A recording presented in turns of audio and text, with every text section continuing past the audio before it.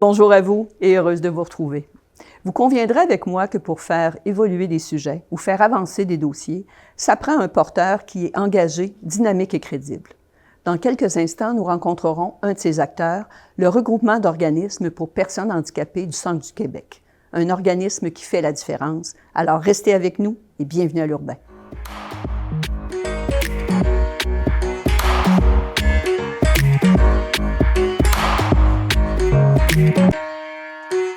Bonjour Milka Bibeau. Bonjour. Milka, je suis très contente de vous rencontrer parce que vous êtes la toute nouvelle directrice générale du regroupement d'organismes pour personnes handicapées du Centre du Québec. Un organisme qu'on a avantage à connaître parce que c'est un organisme qui travaille en soutien à l'ensemble des organismes, je crois. Effectivement, mais merci de m'accueillir. Ça me fait vraiment plaisir d'être avec vous aujourd'hui. Oui, notre travail essentiellement, c'est de faire la défense de droits des collectifs, la défense de droits collectifs des personnes handicapées. Mais on travaille étroitement avec nos organismes membres qui, eux, travaillent directement auprès de cette population-là. On abordera tantôt tous les dossiers, toutes les stratégies d'action que vous avez, mais je suis curieuse de savoir une chose, parce que lorsqu'on s'implique à la direction générale d'un tel regroupement, on a très souvent des éléments dans notre parcours qui font en sorte qu'on a un petit peu la vocation. Qu'en est-il pour vous? Bien, je pense que j'ai toujours eu une petite flamme de militante. L'injustice, ça m'a toujours un petit peu outrée. Puis j'ai toujours eu envie de contribuer pour améliorer la société, même dans ma jeunesse, pendant mes études. Puis comme maman, je suis devenue maman de 2 enfants qui vivent avec l'autisme. Donc, c'est sûr que c'est une cause qui vient me toucher directement. Puis donc, il y a comme un lien cohérent là, qui s'est fait. Tout à fait, tout à fait. Parce que pour le bénéfice des gens qui nous écoutent, je pense que c'est intéressant de faire la distinction entre un regroupement comme le vôtre et un organisme qui donne des services directs. Donc, dans votre cas, d'entrée de jeu, vous disiez, on est là pour accompagner, dans le fond, des organisations, peut-être même des personnes, mais pour défendre des dossiers collectifs, faire avancer des sujets au niveau de la collectivité. C'est bien ça? En fait, l'essentiel de notre travail, c'est de la représentation politique. Okay. Et c'est beaucoup aussi de travailler avec les organisations. Donc, on va travailler avec les centres de services scolaires, avec les villes, les municipalités, avec le CIUS, pour justement remonter vers eux des enjeux qui nous ont été communiqués, mais aussi de travailler avec eux pour s'assurer de corriger la situation. OK. Alors, quand vous dites que vous travaillez auprès de partenaires, dans le fond, pour le bénéfice de l'avancement de dossiers, on peut penser à quel genre de dossier, quel genre de sujet? On parle entre autres de l'accès à du répit pour les familles qui ont des personnes handicapées. On parle aussi du scolaire, donc l'inclusion scolaire, l'accès à des classes d'adaptation scolaire, l'accès à des services de garde adaptés, ça peut être un enjeu. L'inclusion dans les services de garde de la petite enfance, ça peut être un enjeu qu'on pourrait travailler. Le transport, c'est un enjeu qui a été énormément travaillé dans les dernières années parce qu'on est en ruralité au centre du Québec, fait que le transport adapté, ça vient avec des défis de plus. Il y a des plus grandes distances à couvrir. C'est comme des exemples comme ça, là, mais il y en a énormément parce que ça touche toutes les sphères de la vie de ces personnes-là. Alors, vous touchez tous les groupes d'âge, toutes les catégories d'handicap. Oui.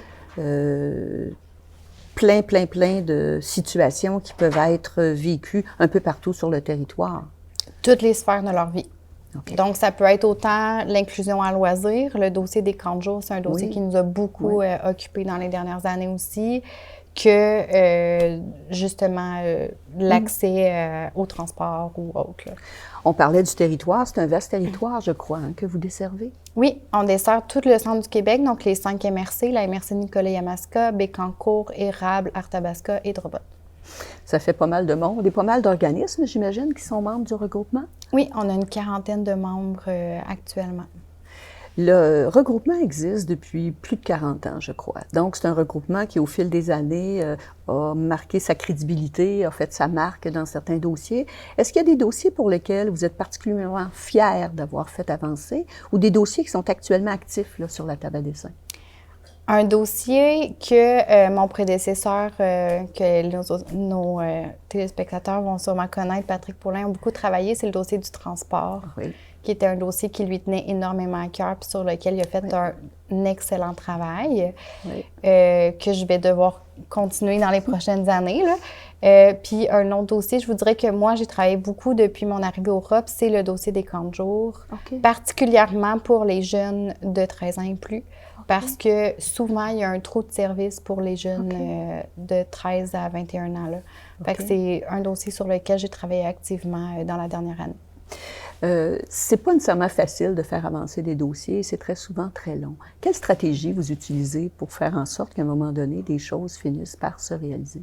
Il faut user de plusieurs stratégies et savoir, je pense, réorienter nos stratégies en fonction de la réponse qu'on reçoit.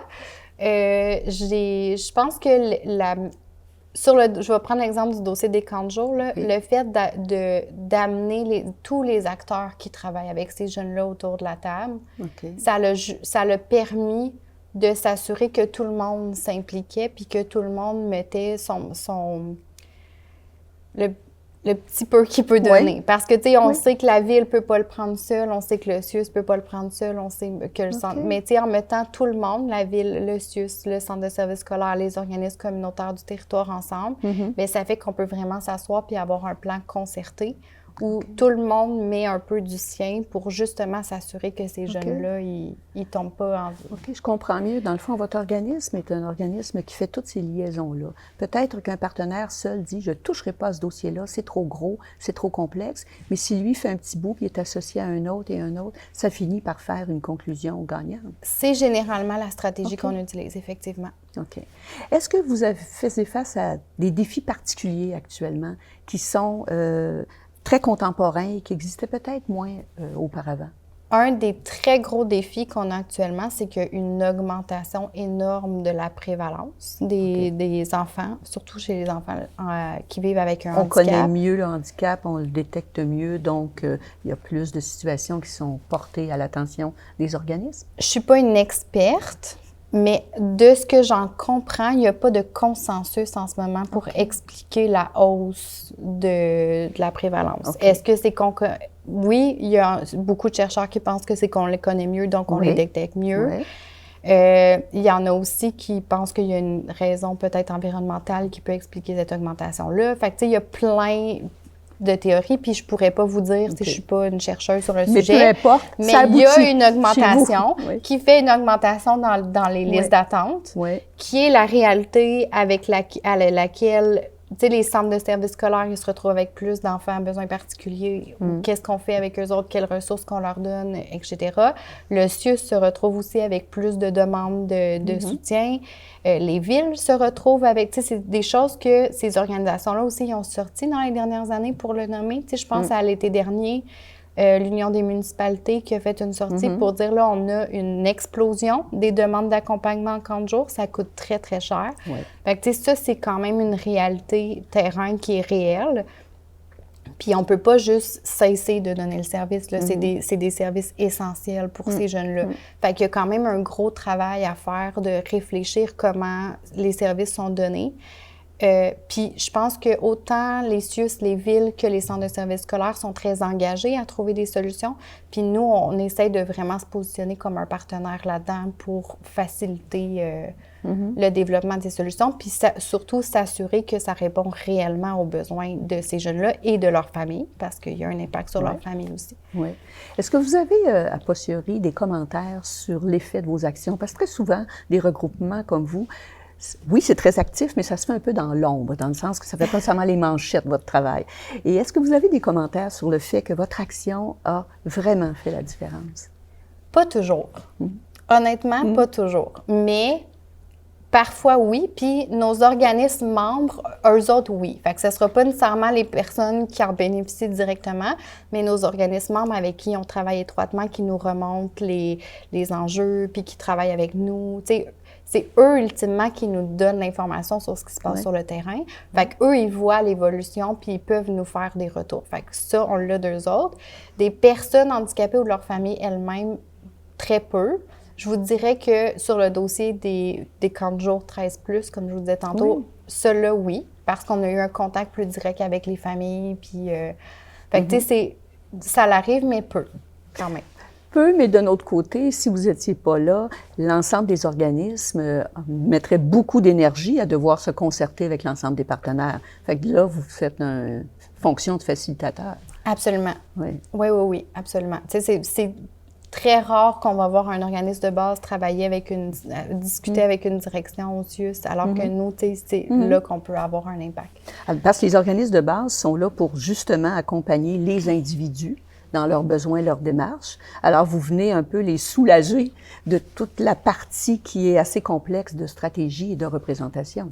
Bien, je pense qu'on peut amener une vision macroscopique de la situation. Oui. Tu sais, eux, ils travaillent sur le terrain, ils vont accompagner les individus, comme vous dites, mais après ça, il peut y avoir comme 15 individus qui vivent la situation. Il peut y avoir 3 organismes différents qui se retrouvent à devoir travailler sur la situation. Fait que c'est là que nous, on peut ramener les acteurs ensemble puis travailler pour trouver des solutions plus globales et pérennes. Parce que, tu sais, c'est une chose de trouver une solution pour un usager, puis c'est une autre chose de le voir comme un enjeu collectif puis de trouver une solution pour tout le monde qui est concerné. Parce que sans votre apport, des situations individuelles qui sont peut-être rares ne pourraient pas trouver une solution commune parce qu'elles seraient éloignées les unes des autres. Et avec le fait qu'il y a des regroupements comme vous, ça fait en sorte que là, il y a des situations qui peuvent avancer. En fait, je vous dirais qu'il y a des situations individuelles qui sont moins rares qu'on pense. Mais quand on les nomme... Mais quand on les nomme, on réalise qu'ils sont moins rares qu'on pense. Puis là, c'est là qu'on peut les traiter collectivement au lieu de les traiter individuellement. Bien, merci, Milka Bibeau. Vous faites la différence. Merci.